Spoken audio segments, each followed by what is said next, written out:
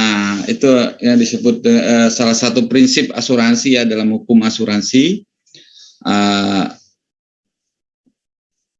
adalah kemarin udah kita pelajari utmost good faith, insurable interest, indemnity ya, dan yang berikutnya adalah proximate cause atau causa proxima.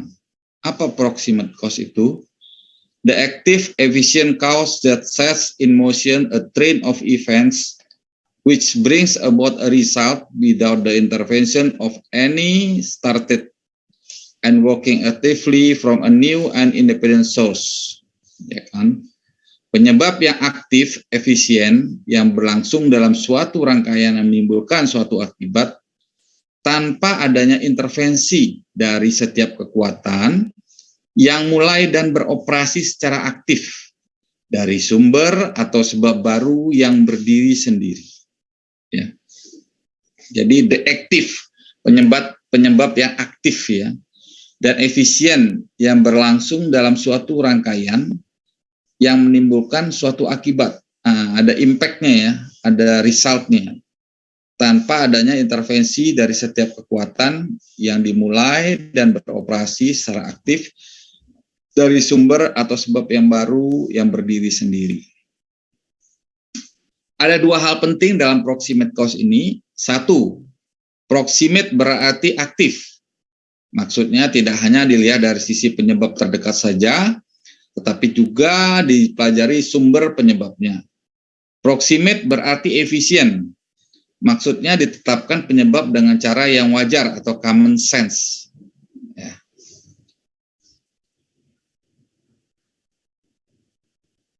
Dalam kasus Marine ada salah satu jurisprudensi atau rujukan adalah Leland Shipping versus Norwich Union tahun 1918. Kapal akhirnya tenggelam dalam suasana badai, tetapi ia telah bocor karena torpedo.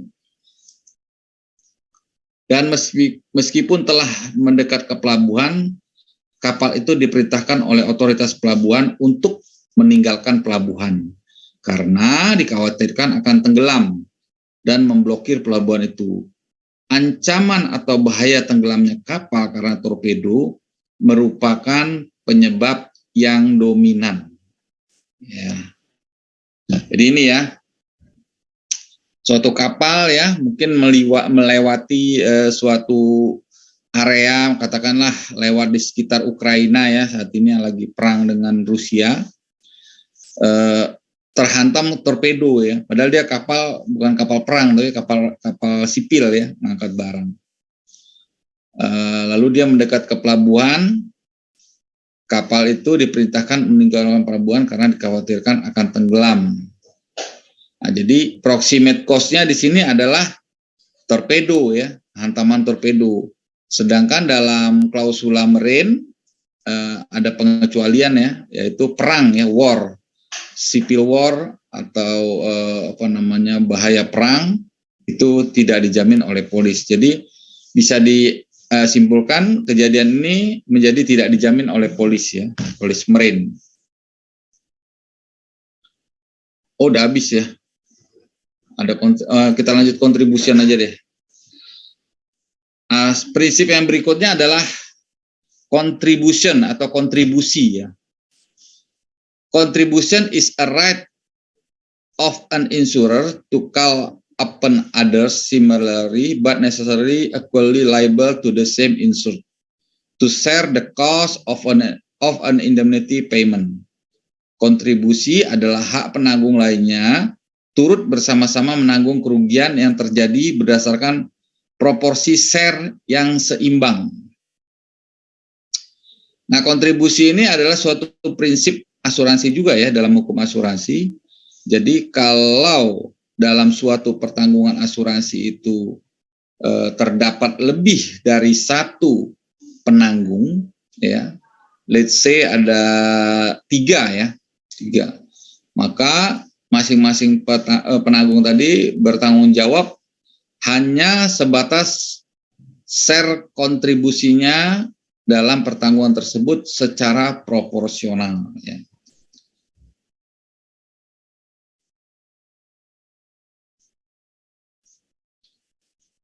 Timbulnya kontribusi. Terdapat 2 atau lebih polis berdasarkan indemnitas. Adanya common interest antara polis-polis tersebut. Adanya common perils yang mengakibatkan timbulnya kerugian.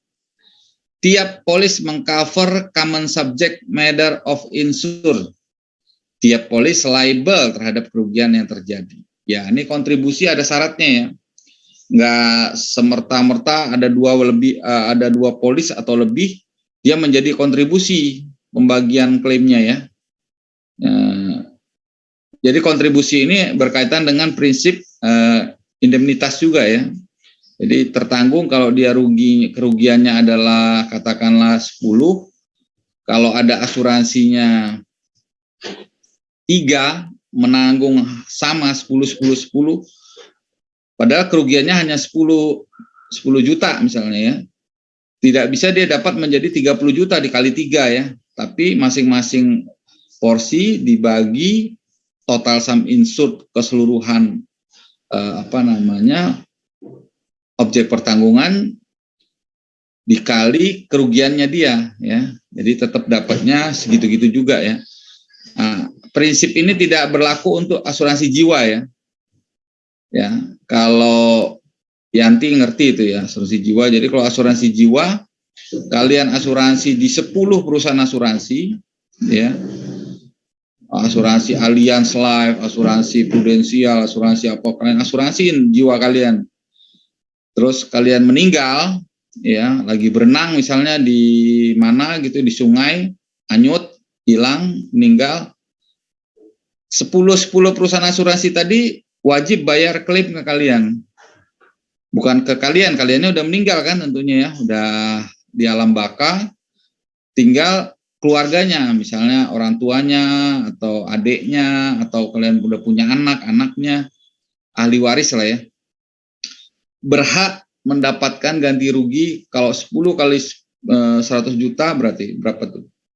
Sekitar 1 miliar ya, 1 miliar rupiah untuk klaim tersebut.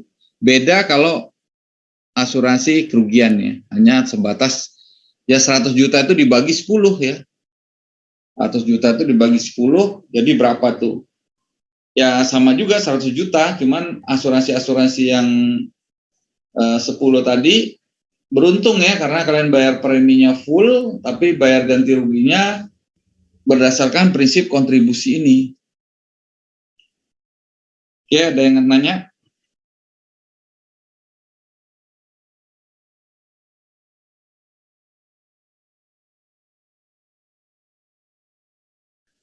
Belum ada, Pak.